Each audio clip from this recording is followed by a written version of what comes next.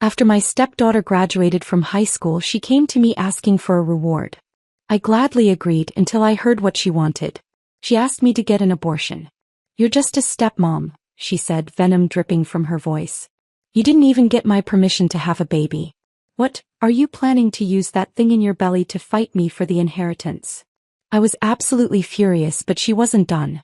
She started pouring oil all over the bathroom tiles and scattering dried beans across the stairs.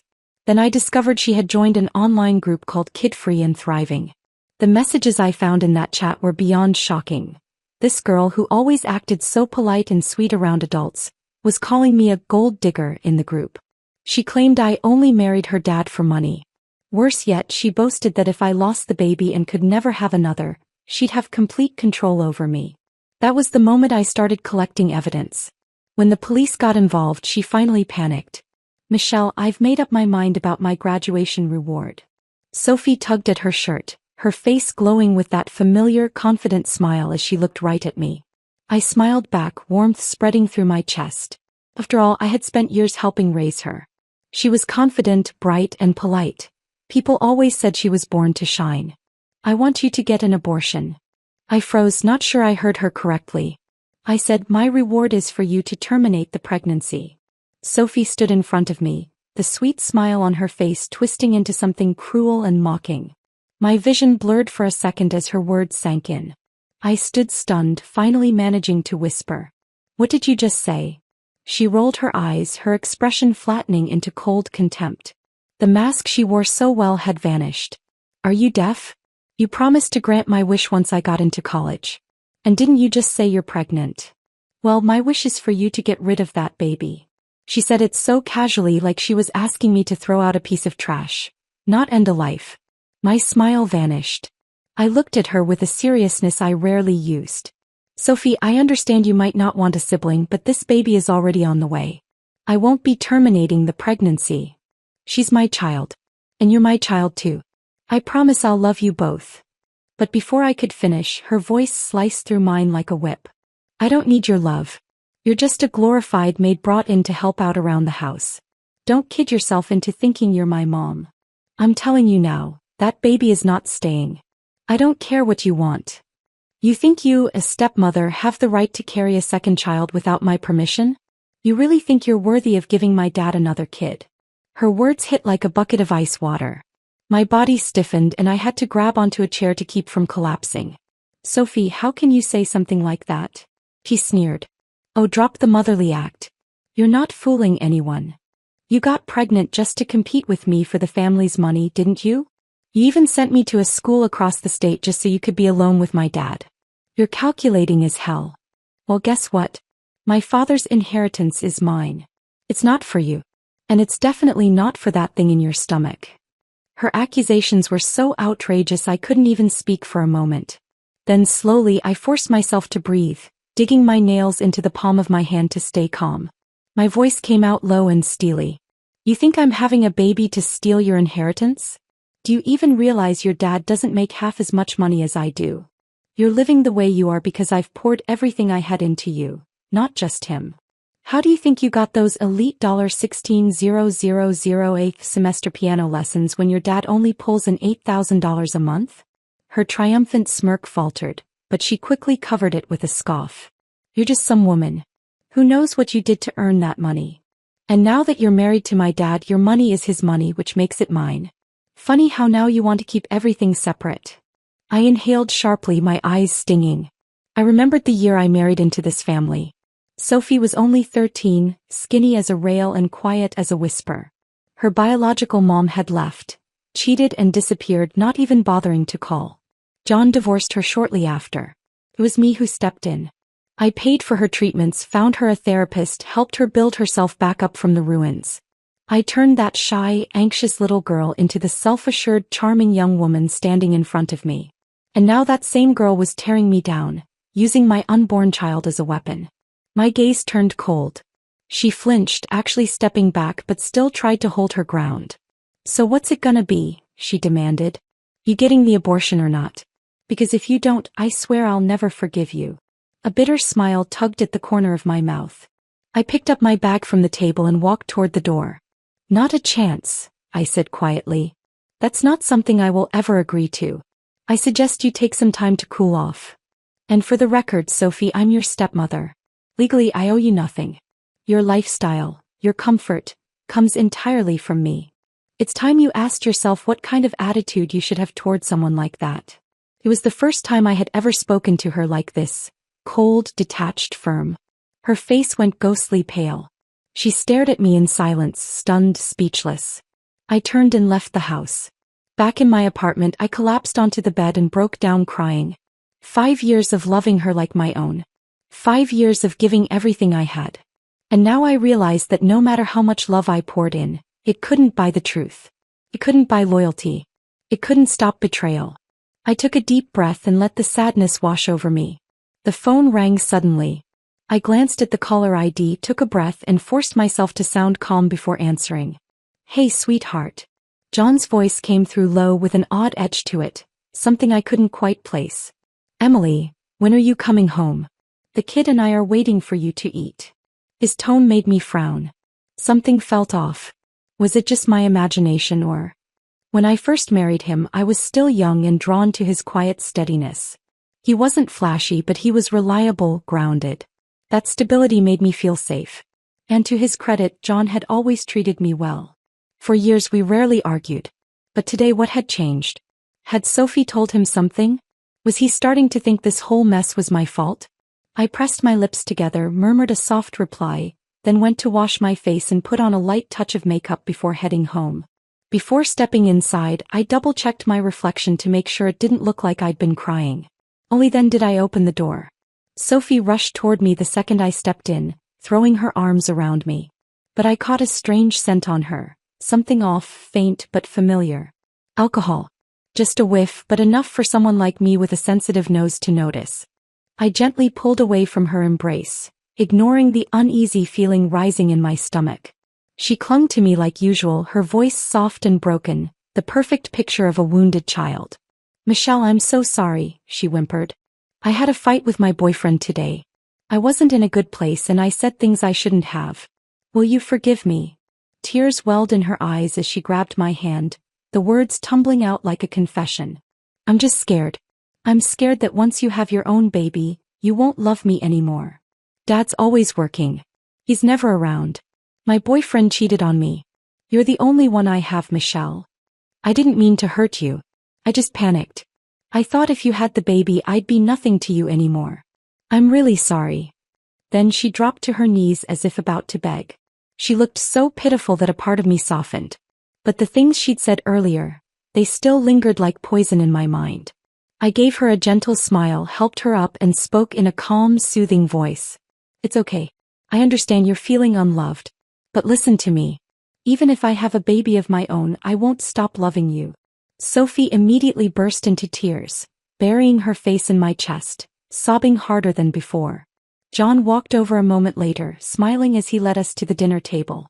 Clearly he wanted to smooth things over. He'd even cooked dinner himself. Emily, don't be too hard on Sophie. Her mom really messed her up. She's got some emotional scars, that's all. Seeing you two getting along again makes me feel better.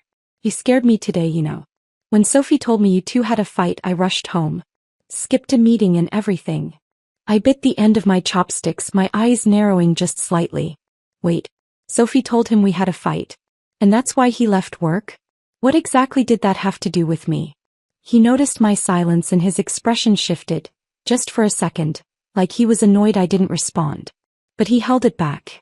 Dinner passed in uneasy quiet. We lived in a spacious 2-story duplex. I had bought the place outright, planning to retire here one day. After marrying John, I decided to let him move in. We worked for the same company. It made sense. My original master bedroom was downstairs, but tonight, claiming I didn't feel well, I told John I'd be sleeping upstairs in the guest room, Sophie's floor. After a long shower, I was about to get dressed when I suddenly felt my foot slip out from under me. My hand shot out instinctively to catch something, but the coat rack that had always stood by the door was gone. I barely avoided falling, catching myself just in time. That's when I noticed it, the slick sheen on the floor. A strange mixture of oil and water. Under the hallway light, the puddle shimmered with a rainbow film. Luminous. My stomach turned. A chill crept up my spine. Maybe, just maybe, it was a coincidence. Maybe. But the next few days would crush that final sliver of hope. After that terrifying suspicion began to take root in my mind, I became hyper-aware of everything around me. That night after my shower, just as I was getting dressed, I caught a strange smell. I looked down and realized it was coming from my underwear. Frowning, I tossed it straight into the trash. At first, I assumed maybe I hadn't rinsed it well. But the scent was too familiar, something I'd smelled before, on someone. As I got dressed and headed toward the stairs, I suddenly overheard hushed voices from the room next door. "Dad, just don't sleep with that woman for the next few days. I put something on her clothes." My eyes widened. In that instant, I knew exactly what that smell was. It was the same chemical scent I'd picked up from Sophie. My stomach turned. I made a few quiet inquiries and had someone check on where she'd been recently. What I found made my blood run cold. On the very day she demanded I get an abortion, she had visited some departments at the hospital. Everything clicked. Sophie had deliberately tampered with my underwear, coating it with something that could induce discomfort or worse, a miscarriage. I felt physically sick, but it also sharpened my senses. From that day on, I checked everything: the clothes I wore, the water I drank, the food I touched. I trusted nothing. I barely slept that night. Every time I closed my eyes, I saw Sophie's face. The first time she called me Mom, the hand-drawn cards she gave me, the cup of warm water she brought when I was sick. Had I broken her somehow? Had I forced her into a corner she couldn't escape from? Maybe she hadn't changed. Maybe I was just foolish enough to think love alone could fix everything. My mind spun in endless loops. My chest felt heavy, like something was pressing down on it. At 3 a.m., I unlocked my phone and typed "family crisis counseling" into the search bar. Dozens of listings slid down my screen. I picked one with good reviews, a modest little counseling center not far from my office. The next afternoon, I took a half-day off and quietly walked into the pale gray building marked Family Counseling. Wood floors, soft air conditioning, a struggling ivy plant trying its best to stay green in the corner. The therapist was a black woman in her 50s, hair in tight coils, her voice warm and delicate, like a hand-knitted scarf. "You can call me May," she said gently. "You don't have to make perfect sense. Just talk about what you feel." My throat tightened. I thought I was doing everything right. My voice came out hoarse. "She's not my biological daughter. But I treated her like family. I thought if I just loved her hard enough, she'd eventually love me back." May nodded slowly. "What happened that made you start to doubt yourself?" She told me I didn't deserve to have a child. That I only got pregnant to steal her inheritance. May didn't respond right away. She leaned back in her chair. "Do you think she meant that? Was she trying to hurt you or trying to control you?" I sat in silence for a long time. "Maybe both," I whispered. "And you?" May asked softly. "Do you believe you did something wrong?" I looked down at my fingers twisting in my lap like a nervous schoolgirl. "I don't know. All I know is that I feel alone. She doesn't love me and he doesn't defend me either. I feel like a maid they're getting ready to kick out, and every time I try to speak up, I feel like I'm just making excuses." May stood and brought back 2 glasses of warm water. "Sometimes," she said, "we spend so long trying to be what everyone else needs, we forget that we deserve care too. You're taking care of everyone else, but who's taking care of you?" A lump formed in my throat and I almost cried. I used to be such a strong woman. I could handle work, manage a household, raise a child, trust a man. But now I felt like a lost bird crashing into glass, trying to convince myself the wind was just too harsh. "Emily," she said gently, "have you ever considered that your job now isn't to please them anymore, but to start protecting yourself?" Her words pierced straight through me. I nodded slowly. "I think I finally know what I need to do." When I stepped out of the counseling center, the sunlight was so bright I had to squint. But for once it didn't feel cruel. It felt warm. The next day at noon, I took a slight detour to Sophie's school. I told myself it was just coincidence, that I happened to be passing by, that I just wanted to return the shoes she'd left in my car. But the truth was, I needed to know if anyone else saw what I saw. School was letting out. Teenagers spilled across the campus in loud, laughing clusters.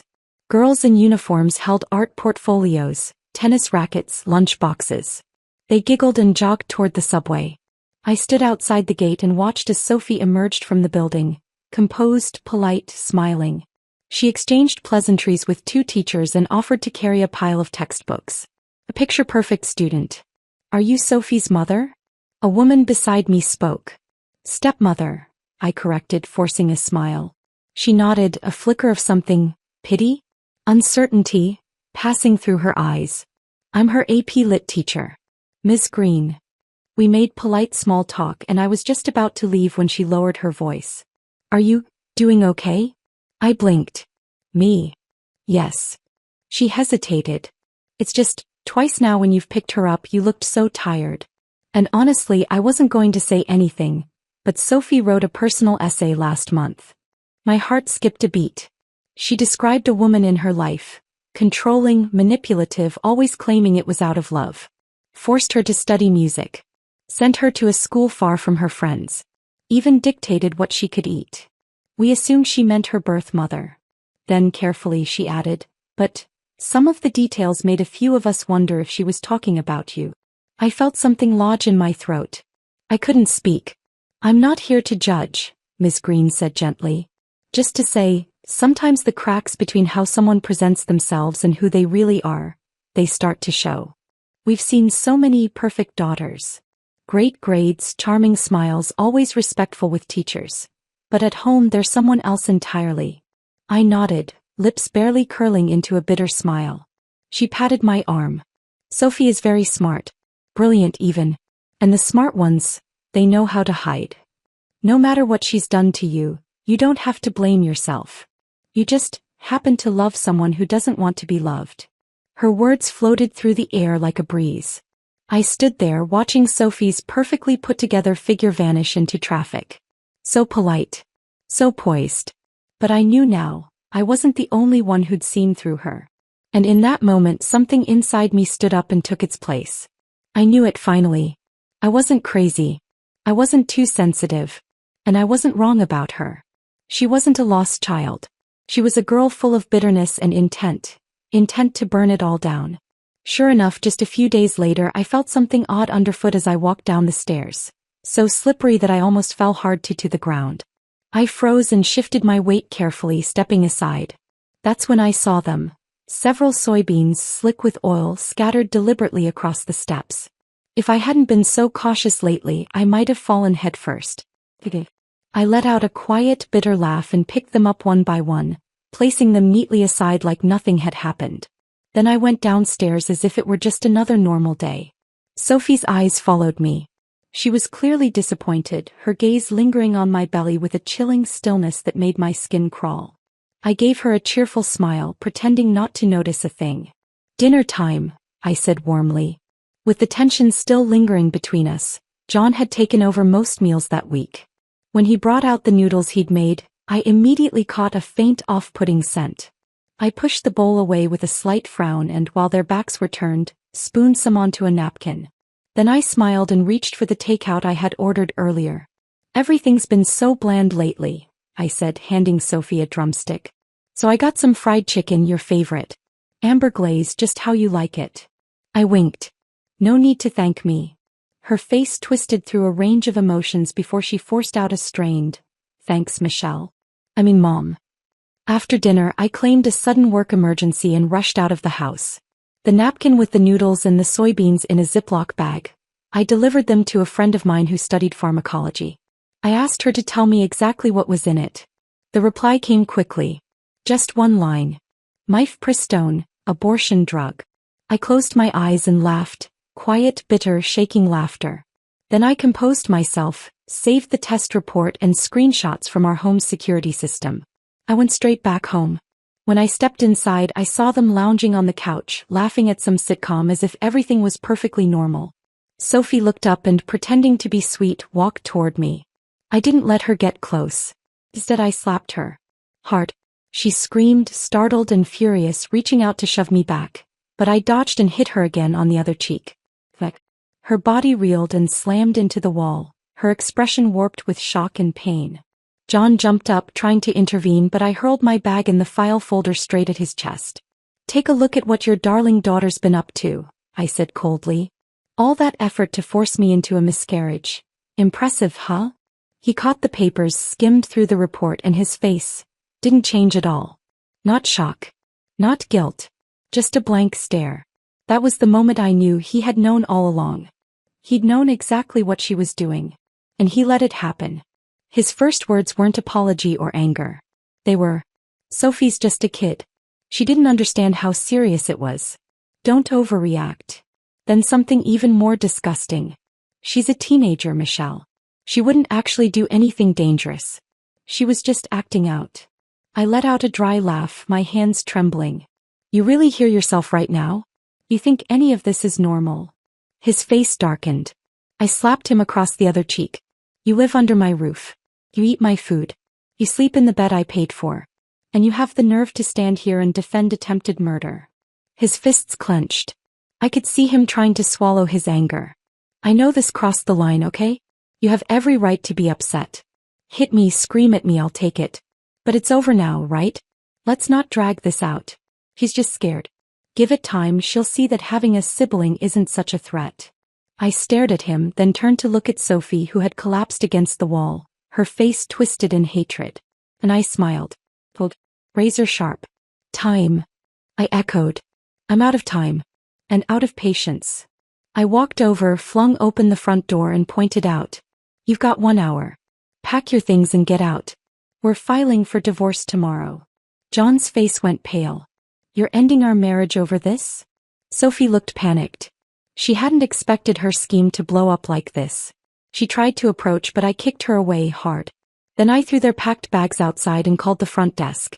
"This is Michelle Walker, the owner of Unit 203. I need help removing 2 non-registered residents." The building staff was prompt. Within an hour they were gone. All their things removed. The apartment spotless again.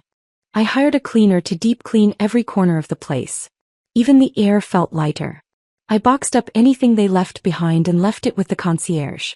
Then I sent a group text. "Your things are at the front desk.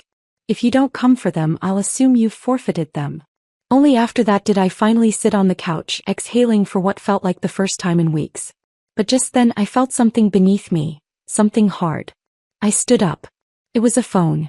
One of the backup phones I had given Sophie months ago to help with schoolwork. She must have forgotten it in the couch cushions. I picked it up, intending to drop it off with security. Then the screen lit up. A message popped up from a group chat. "So, did it work, Sophie? Did she lose the baby?" My blood ran cold. Hands shaking, I opened the app. A group called Bye Bye Baby Club. Dozens of users with creepy avatars. Anime eyes, horror movie stills, faceless silhouettes. The group admin was someone called Blood Prince 94, dominating the chat logs. I scrolled up. Sophie had joined this group the year I married her father. She called me names: gold-digging witch, leech, money-hungry stray dog circling her dad. And the others? They cheered her on. Called me things I couldn't bring myself to read out loud. Then came the pregnancy announcement. What followed were suggestions that made my skin crawl. Trip her. Feed her something risky. If that fails, scare her until she runs to a doctor. She listened to them. But that wasn't the worst of it.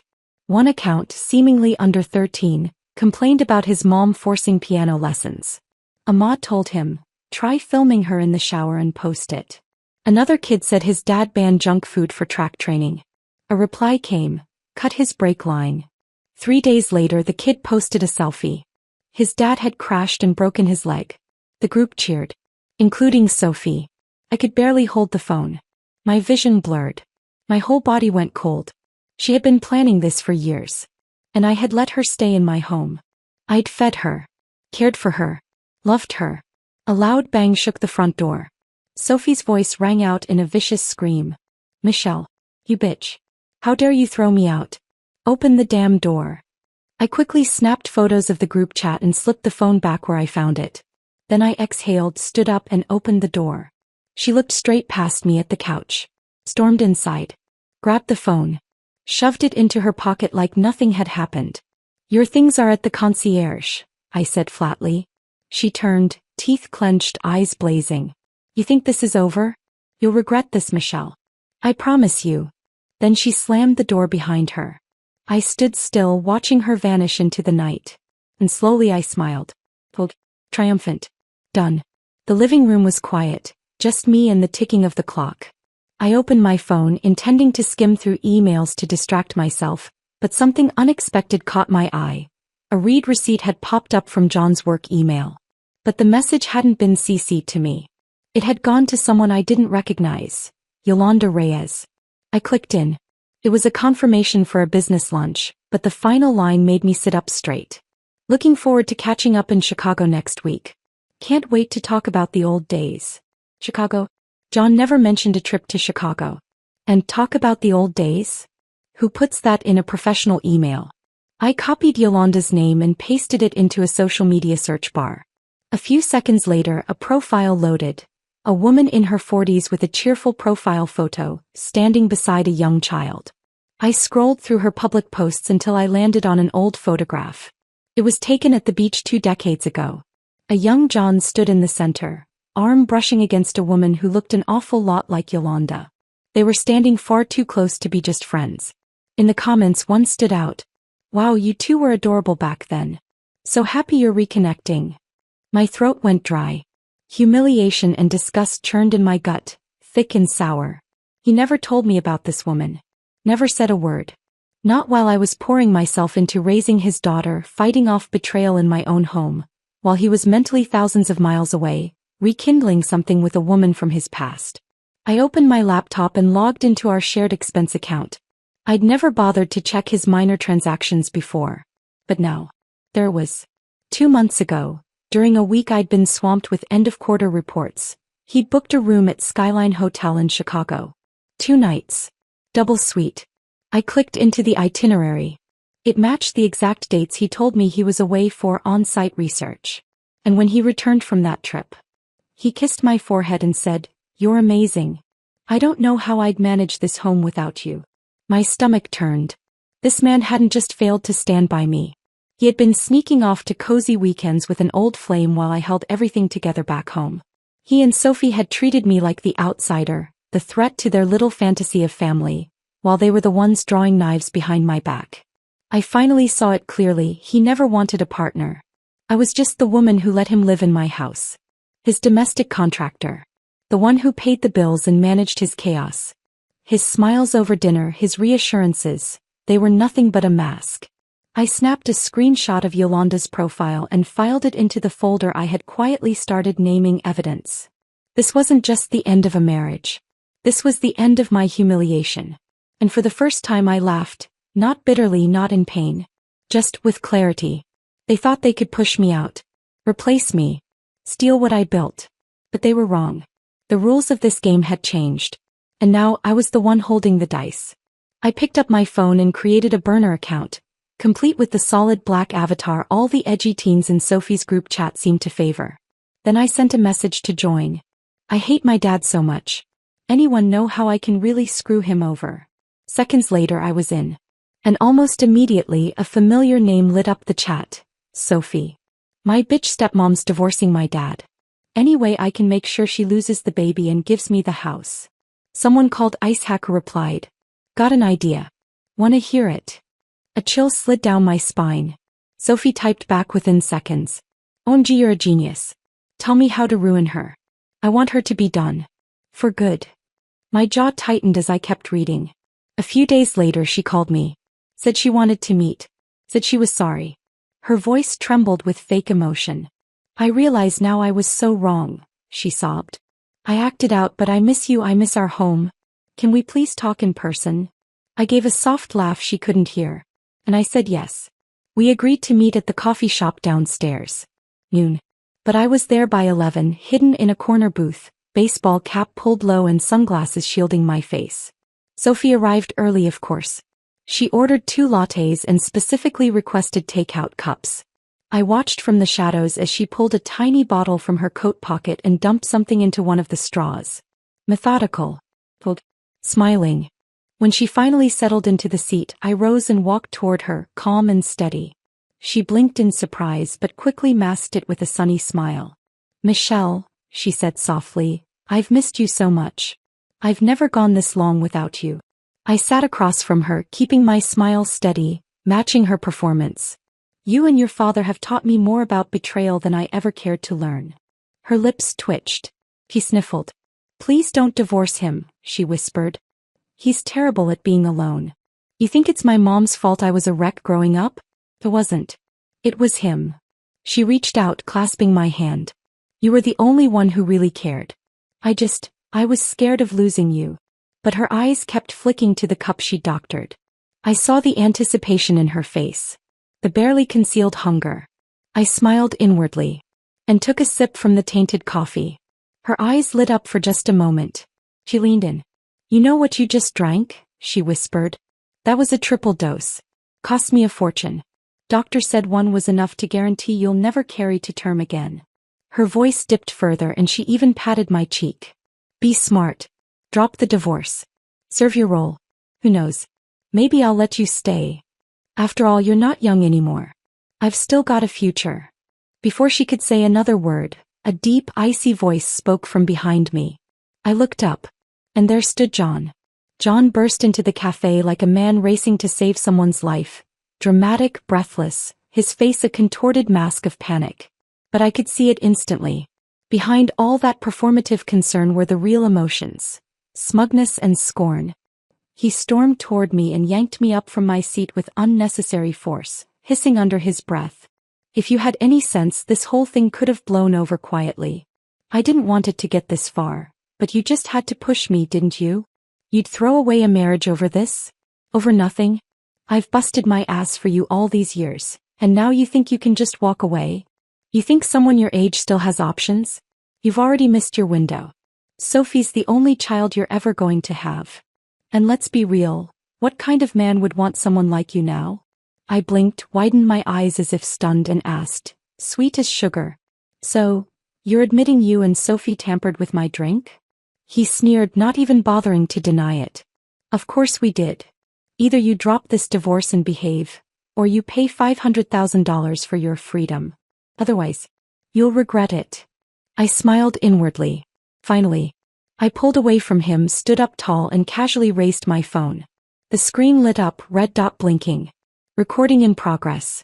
Thanks for making it so easy, I said clearly. You really couldn't resist, could you? Not even a little subtlety. You just handed me everything I needed. The cafe had gone completely silent. Patrons were frozen, staring. I turned to face them all, my voice loud and crystal clear. This man and his daughter tried to drug me. They laced my drink with medication to stop me from ever having children. They wanted to ensure I couldn't get pregnant, so they could steal my assets. But here's the twist, I smiled, reaching into my bag. I never drank the coffee. I poured it out the second she turned her back. Sophie's face went pale. She looked under the table and sure enough, there it was. A balled-up napkin stained with dumped coffee. She shrieked and lunged at me. But 2 police officers stepped in just in time, restraining her as she thrashed and screamed. We received a report of an attempted poisoning, one officer said firmly. We'll need both of you to come with us for questioning. I watched, calm and cold, as they cuffed both John and Sophie. John twisted around to yell at me, I'm the father of your child. You really want our baby to grow up without a dad? I placed a gentle hand on my stomach and smiled sweetly. You really think this was about a baby? I'm not pregnant. He froze. I kept going, softly, steadily. I haven't had a period in months, true, but it's just stress-induced hormone imbalance. And even if I was pregnant, it wouldn't be yours. His mouth opened but nothing came out. Later, I submitted every shred of evidence I'd collected to the police. Sophie's DMs inciting others to harm me, the screenshots from her anonymous chat group, even the voice recording from the cafe. Law enforcement took it seriously. Very seriously. The investigation moved fast. A week later, I was notified that the case had progressed. Charges were being filed. And surprisingly, John pled guilty to everything. Said it was all his idea. Claimed Sophie was just a child manipulated by her father. Sophie at first remained silent. Then, teary-eyed, she nodded along to his confession. I thought that would be the end of it. Until I received an email. Attached was a copy of John's recent medical exam. I opened it, and then I laughed. Out loud. In the quiet of my kitchen, I laughed like I hadn't in years. I booked a visitation at the detention center the next morning. When I walked into the glass-walled booth, I barely recognized him. John looked 20 years older, Hair gray, skin sallow, spirit drained.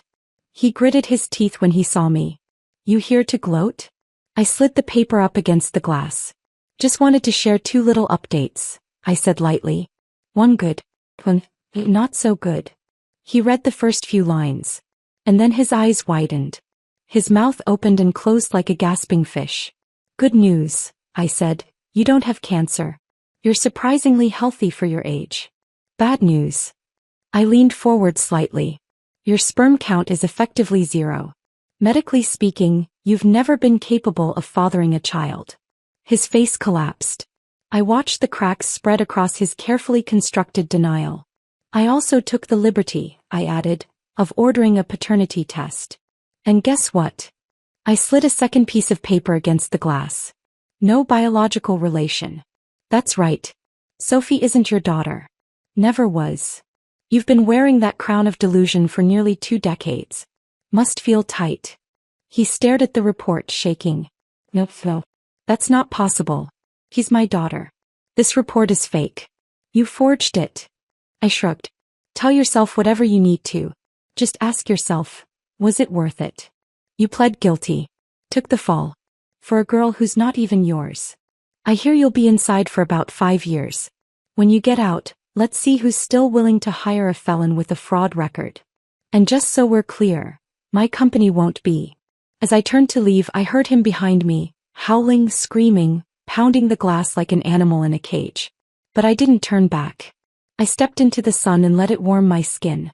That was the first day of the rest of my life. And I didn't owe anyone a damn thing. Just a few days later, word got out. John was trying to recant his confession, to save his own skin. In the end, he got a slap on the wrist. 3 months behind bars. Sophie, on the other hand, wasn't nearly as lucky. For her attempt to drug my drink, the court sentenced her to 4 years in prison for attempted poisoning. When I heard the verdict, I let out a cold laugh. How fitting. She had been planning to start college, and now? She still got herself a place in a highly structured institution. Just not the kind with dorm parties and campus tours. 4 years of early wake-ups, strict routines, and mandatory introspection. A different kind of higher education. I heard that when she found out John had thrown her under the bus, she completely lost control. Screamed. Fought. Even assaulted a corrections officer. They threw her in solitary and revoked her visitation rights. Only then did she finally quiet down. John was released on a Tuesday. Still delusional, he thought we might talk things through. I didn't bother with niceties. I called the police. The squad car hadn't even arrived yet, but he must have seen it coming. He fled down the street like a stray dog with its tail between its legs. A week later, he asked to meet me at the courthouse to finalize our divorce. That day, I received the judge's ruling in the mail. Just one thin sheet of paper, signed and sealed. But holding it felt like a boulder being lifted off my chest. I stepped outside. The sun was warm. The wind no longer sharp. For one beautiful moment I felt it, like I had finally climbed out of the muck, barefoot and scraped but breathing free. I stood at the top of the courthouse steps and exhaled, long and deep. It was over. And yes, the road ahead would be mine alone. But so what? I could walk it just fine. Hell, I could run it. Even without anyone beside me, I'd live boldly. Brightly. Just like the wildflowers that bloom in spring. Loud, unapologetic, and gloriously alive.